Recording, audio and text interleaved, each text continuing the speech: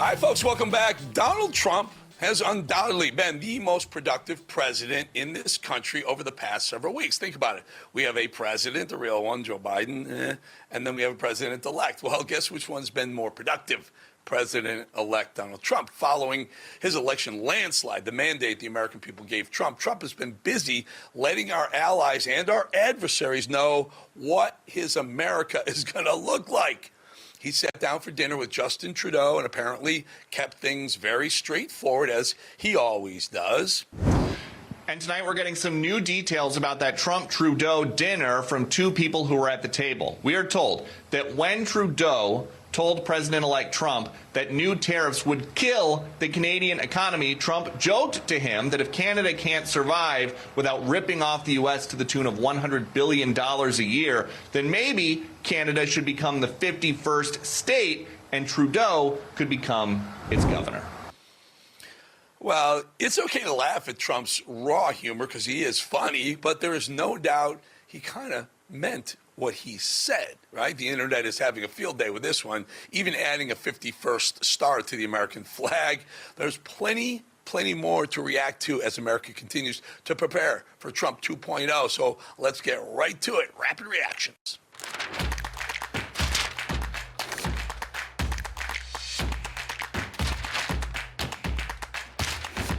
All right, do you guys remember the horror stories that emanated from Ohio a few months back, specifically from that small town of Springfield, Ohio, where illegal Haitians were reportedly eating house pets? Well, remember that? They're eating the dogs. They're eating the cats. Terrified residents were drowned out by the corrupt media, and I'll get to that in just a second, simply for exposing what they were seeing with their very own eyes at the end of their driveways. Trump was the only leader to really look into this, which had a handful of people, a ripple effect. Suddenly, the internet was full of hysterical memes showing Donald Trump dressed for war, riding a house pet, or with his arms filled with ducks. They called him, and anyone who spoke up about this, insane. Yet here we are. The viral body cam video that started this hysteria, seemingly showing a Haitian illegal eating someone's cat at the base of their driveway, is now resurfacing. The story went away despite the smear attempts against Trump and all of the memes. It's been several weeks since anyone really sounded the alarm about this. So why is this video resurfacing now? Well, as always is the case, we weren't so crazy after all, now were we? The Haitian animal who everyone on the left was defending was just sentenced to 30 months in jail for doing exactly what we saw her do, which was eat somebody's cat. The Democrats wanted us all to doubt our lying eyes, but sometimes what you see is really what's happening. It's that simple. Sure, the main takeaway here is that these filthy pet-eating alien invaders are a danger to society. They are, but so is listening to the mainstream media. They lied for them. They lied for Joe Biden and Kamala Harris. Real people saw this happen, and their very real concerns were completely ignored. The media is a very powerful tool. Unfortunately, with great power comes great responsibility, and the corrupt corporate executives care very little about that.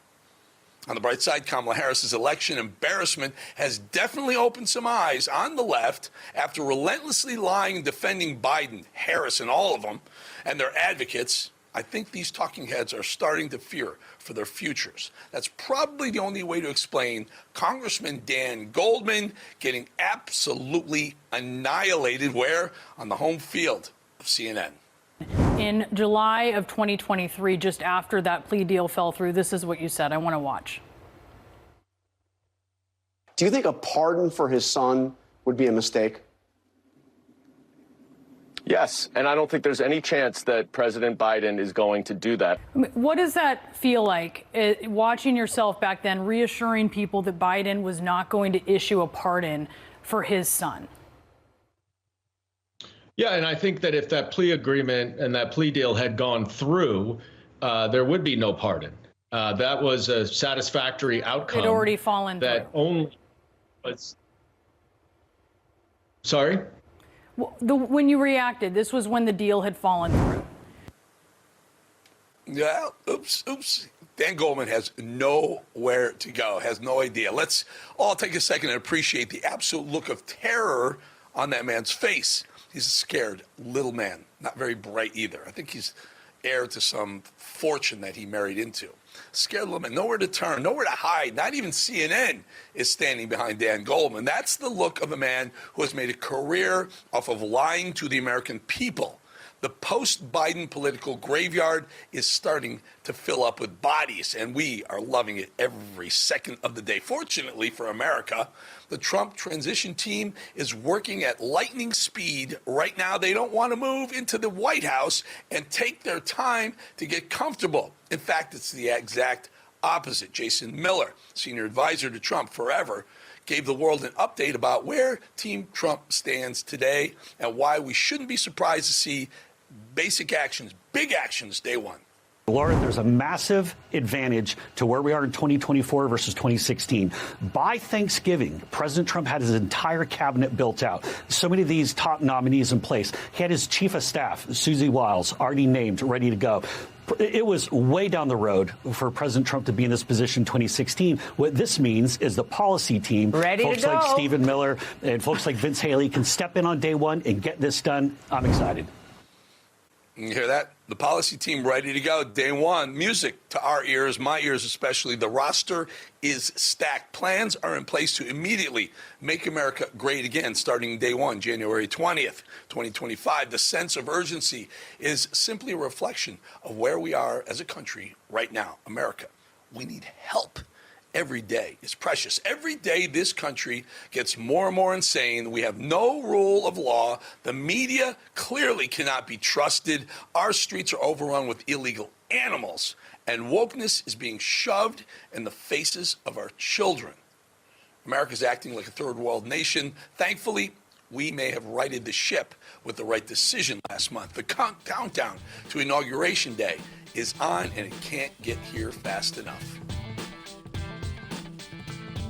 Well, we've been talking about Goya for a long time, and we love Goya Foods, the international Hispanic-based food conglomerate. But in 2021, Goya launched Goya Cares, a global initiative to protect children and educate children on mental health. Goya Cares is providing schools and community centers with a preventative education curriculum and a free assembly that includes the viewing of the Goya Cares Press Pause film. Press Pause is intended to raise awareness regarding mental health issues, abuse, and bullying among children, teens in our communities. Press Pause is an educational film following a young 15-year-old Sofia Rodriguez as she navigates adolescence, self-doubt, and an abusive relationship amid her parents' turbulent divorce, set within the cultural context of her Hispanic family. The film explores her discomfort with unwanted attention from her uncle and the pressures of maintaining a facade of perfection in high school. It introduces the Press Pause campaign, promoting kindness and advocacy, highlighted by Sophia leaving a note saying, quote, "You matter," for a bullied peer. The film encourages open family communication about mental health and culminates in Sophia's transformative realization of her right to seek help through the power of empathy and small acts of kindness. Press Pause displays the importance of being proactive in supporting one's community and underscores the critical importance of self-advocacy. All right, folks, now time for today's Truth Bomb. All right, guys, Truth Bomb, and I'm looking at my phone because I got to read this to you. This is amazing. Truth Bomb is always about uncensored freaking truth. Kash Patel. Kash Patel is the nominee for the FBI director spot by Donald Trump. He's going to replace Christopher Wray, who, as we all know, is absolutely the worst FBI director. Might even be maybe tied with James Comey. The two of those clowns need to be out. They need to be washed out of Washington, D.C. Kash Patel. Now, Kash is getting a lot of grief because on the left, Kash one time said, and we played this yesterday, Kash said he would take the J. Edgar Hoover building, which is where they house most of the FBI assets in D.C., right there on Constitution Avenue, massive building. He said he would fire all the people inside, all the FBI people inside, and he would make that a museum. And he is scaring the living daylights out of lifers, out of people who've been in the FBI, deep staters who've been there Whether it's Republican or Democrat president, they don't care. They stayed.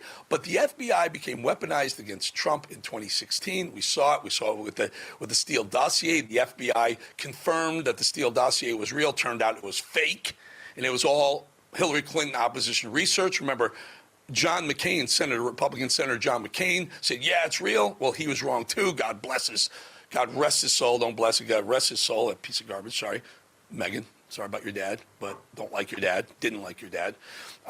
So getting back, Cash will deliver on Trump's message to drain the deep state swamp. The FBI, the CIA, the ATF, these are three-letter agencies, all under the DOJ, Department of Justice. DOJ is the head, the top. Pam Bondi will run the DOJ. Kash Patel will run the FBI. Fantastic. Great pick. Cash was at the Department of Defense. He was a senior advisor to the Defense Department. He helped run almost $1 trillion budget. And now the left is saying, well, he's not an FBI agent, so why should he run the FBI? Well, screw you, FBI agents. Who do you want? Page and Strzok, the two FBI agents that conspired to try and make sure Trump wasn't elected in 2016. You want those two? Those are your two FBI directors. So people inside the FBI say, well, it's got to be a former FBI agent. He knows the FBI. Screw that. Kash Patel isn't there to do business as usual. He's there to clean freaking house. I love this pick. I love Kash Patel. And by the way, I'll be on News Nation this evening defending Kash Patel against probably a very hostile other side. Truth bomb, folks. Boom, Kash Patel.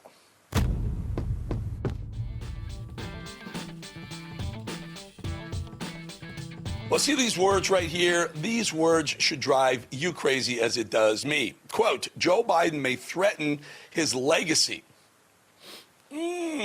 Threaten his legacy. What exactly legacy are we talking about? I mean, which legacy are we speaking of exactly? His long-standing legacy of corruption? No, that's just intact and fine. His legacy of ineptitude? Nope, that's just fine too. So tell me, reporters, tell me, mainstream media, which legacy are we speaking of when we talk about Joe pardoning his son? Because actually, the big guy's big move of pardoning his son, Hunter, is entirely in line with what Joe Biden has been about his entire 50-plus year career in politics. That's the Biden way. That's his whole life. That's his legacy defined. Since when is it legacy killing for Joe Biden, someone with an entire career of saying one thing and yet doing another? Let's unify the country. Okay, MAGA extremists, remember that one? And doing another, lying. This is what he does. To say one thing and then do another is a Joe Biden legacy. That's what it really is. I would say that's right on par with his legacy for 47 years, 48 years, whatever it is. A cover-up, legacy. Self-serving corruption, again, Joe Biden legacy. Let's get into it a little bit. In the aftermath of Joe Biden's unprecedented, by the way, move, never happened before, to pardon his own son, Hunter's tax and gun charges. And we say unprecedented because it's not usual. It's never happened before for a president's son, number one, to evade taxes by claiming hundreds of thousands of dollars in false deductions, including writing off payments for hookers and escorts and strip club dancers. He wrote off a sex club membership. He wrote off his daughter's law school tuition as business expense, among other things.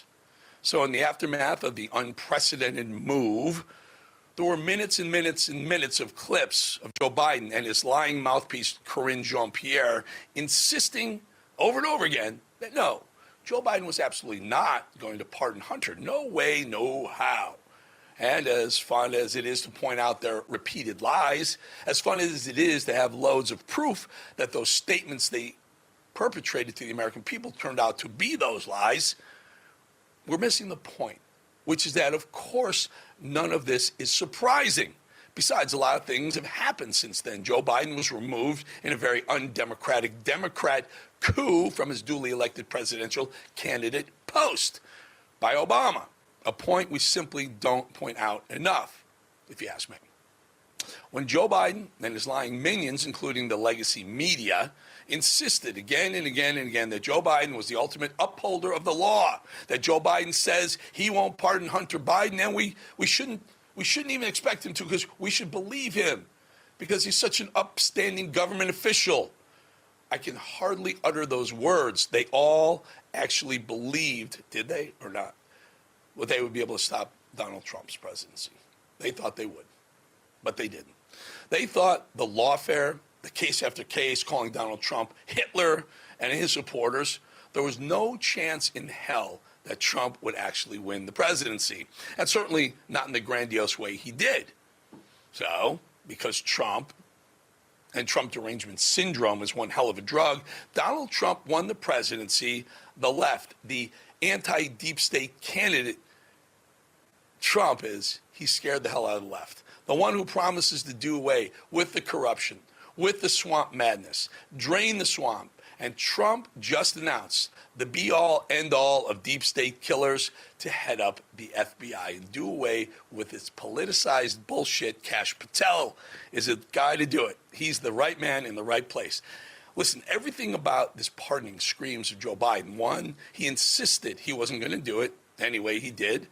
Then, number two, he insisted he wasn't lying when he said he wasn't going to pardon his own son. And then he did.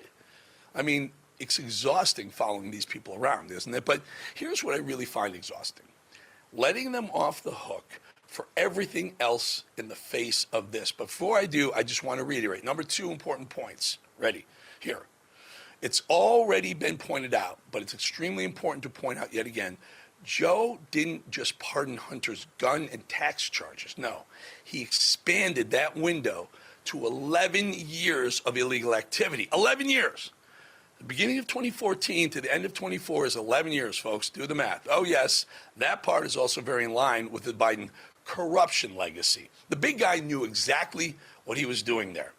11 years covers offenses which he has committed or may have committed or taken part in. Did you hear that part that Joe did? He added offenses that he committed, which would have been the gun and tax charges, or may have committed or taken part in, which means he's covering 11-year blanket no matter what Hunter did, even the shit we don't even know about. That dates back all the way back to the beginning of 2014, 11 years ago. And we all know what this means, because that's the year when Hunter Biden joined the board of Burisma, the Ukrainian gas company that's at the heart of the investigations into Hunter's past business dealings. It goes all the way back to then. Oh, and also the ones that allegedly the big guy and his brother to those same dealings knew about. So Hunter's pardoned for all his Burisma dealings, but Joe Biden's brother, I believe it's Stephen, I think, or Jim. Maybe it's Jim and Joe. Hey, Jim and Joe. Maybe is he going to pardon Jim? I think he will. I think he'll pardon his brother and maybe even pardon himself. But how coincidental is the fortuitous timing of all this pardoning? I bet he didn't think about that.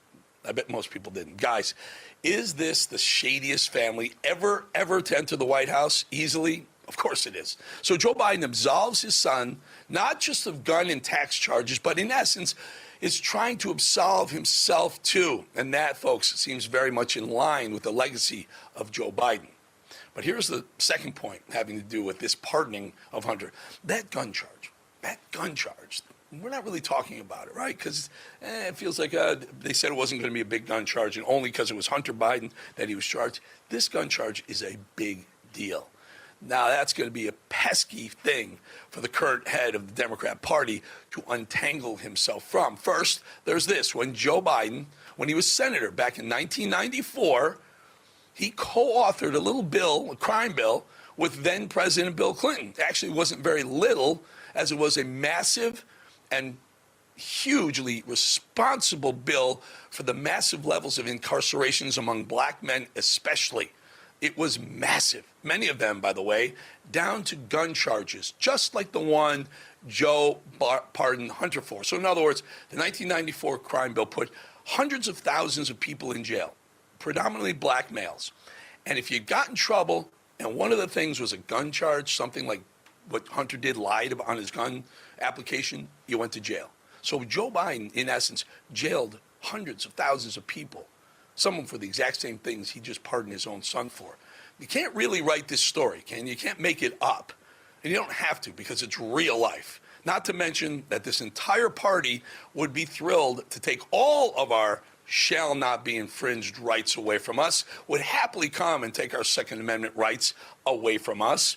And because they can't, they insist on trying to do whatever they can to make it even harder to acquire a gun through their useless, ridiculous, draconian gun laws. And one of those ways is by insisting that those with previous charges against them can prevent them from acquiring a gun, Hunter. But Hunter lied about that on a form and got one anyway. Seems pretty easy to break that gun law, Dems. Might want to check on that. So you see the little conundrum here, right?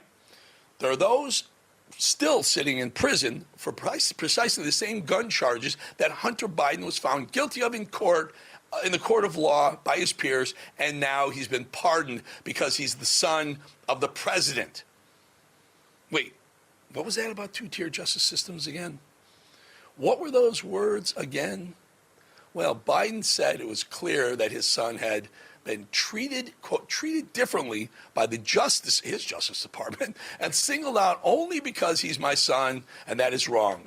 In trying to break Hunter Biden, they've tried to break me, and there's no reason to believe it will stop there. Enough is enough, says Joe. Well, yes, Joe, enough is enough. And you should better know, more than anyone else in the world, being treated differently. Because your Justice Department went after Donald Trump. And every single person associated with Donald Trump. Ask Roger Stone. Ask Steve Bannon. Ask Peter Navarro. Ask anyone who has supported Donald Trump. Ask every single person at the Capitol on January 6th about being treated differently. The weaponization of the FBI and the Department of Justice is a fact. And it's something Joe Biden is intimately familiar with. So let's not try to rewrite the facts, Joe. Enough is enough. Never one to mince words. Kash Patel put it so well. And so allow me to just quote his Truth Social post right here, right now. This was amazing. This is why we love Kash.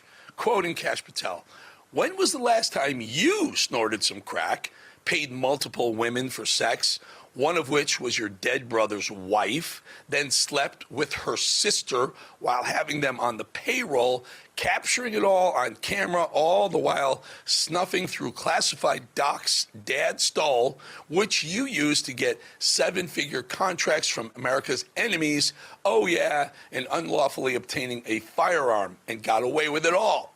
Only if your name's Hunter, got a dad called Joe, and two tiers of justice lets you slide. Well said, Kash Patel. So not just wiping away your son's illegal activities, but also trying to wipe out your own. But listen, I don't know why we're all surprised here. No one should be surprised. Yes, they lied and they said they wouldn't do it, but they did. Yes, this is a two-tier justice system in which someone can likely commit treason against their own country and break their precious tax codes and gun laws and still manage to get away with it as long as you're a Biden, Obama, or a Clinton. You see, to me, this sounds exactly Bidenian. This is the Biden family corruption in its purest form. Actually, this is a family that has continuously used its name to fill their coffers with foreign money. I don't know why we're all surprised here, folks. No one should be surprised. But, so fine, sure, go ahead and pardon your son. And here's another point that many of us seem to have forgotten while we talk about Joe Biden's legacy, whatever that may be, and it's this one. President Trump was impeached for trying to investigate all the crimes that Joe Biden just pardoned Hunter over. Doesn't that make your head explode too? Think about that for a second. But here's the ultimate point. Am I the only one who really cares about this? And listen, I know we're all passionate about this. Enough is enough. Let's fix this mess with the January 6th defendants first. Joe Biden gives his son a sweeping pardon, says because of the politics of it all. Well, now's the chance to make things right as Biden's own Department of Justice continues to investigate, charge, and incarcerate January 6 protesters to this day. Enough is enough, Joe. You said it yourself. In his statement, Joe Biden speaks about righting a wrong done to Hunter, not extending mercy to a man who has suffered enough for his own wrongdoings. So shouldn't the same kind of empathy, sympathy, be extended to those imprisoned for their actions on January 6th? Yes, of course it should. Now, maybe some of them committed violent acts, but some were given sentences. In fact, most of them were given sentences that were out of the ordinary. They were excessive. And if I may just use Joe Biden's own words about his son one more time, no reasonable person who looks at the facts could reach any other conclusion. It's time. Enough is enough. If we want to heal as a country, it's time to move forward. And not just for the record, this is the truth about Joe Biden's legacy. In 2020, Joe Biden came into the White House and promised a return to normalcy. The uniter, the great uniter. He defended Hunter Biden's influence, hustling. And he also claimed Hunter's laptop was Russian disinformation, all of it absolute lies. Of course, his entire presidency started with him repeatedly denying the existence of the Hunter Biden laptop from hell. And his presidency is ending with pardoning Hunter Biden for all of the things found on that very same laptop from hell. Now there, folks, is a Biden legacy. But then again, Joe Biden tried to fashion himself after FDR, and he outright encouraged, even pushed the prosecution of President Donald Trump. And then after all that, he gave his son a get-out-of-jail-free card. What this is really all about is the fact that Joe Biden and his comrades did everything in their power to stop Donald Trump in his tracks. They knew that the laptop would make a difference in 2020, so they hid the icky, sticky, tricky things wherever they could. That phony letter of 51 so-called intelligence officials, that was a piece of work, wasn't it? And that's why Kash Patel needs to get in there and clean some house. Take a bat to the place. Forcing big tech to hide the story, they did that. Asking the legacy media, how many times can you say Russian disinformation in a single newscast? Apparently, very many. And lying about it on a campaign trail over and over and over again. Well, it's fitting that this sham of a presidency ends this way. In fact, this whole presidency is a stain on our history. And one little other note, also in line with this presidency, is dropping a bomb like this and then disappearing to Africa so that he can't possibly answer any questions about the pardon, not like he ever would anyway. That is a very much in line with this shitty Biden legacy. Bottom line here, this pardoning of Hunter Biden is completely in line with everything Joe Biden stands for and always has stood for. Since it's clear that you're not corrupt and you got elected, why should people think that the system produces corrupt results when there you are? Well, I'm not sure you should assume I'm not corrupt, but thank you for that, though. Loud and clear, Senator. Loud and clear, Mr. President, soon to be former. All right, folks, before we go, some things just need to be left alone. As you know, I used to play professional baseball, play for the Pittsburgh Pirates.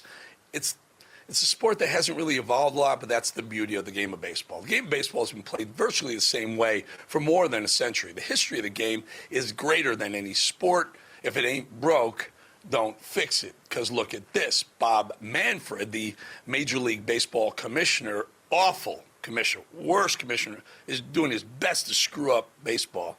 Well, he's reportedly considering a quote, golden at bat where a team can simply insert their best hitter into any scenario.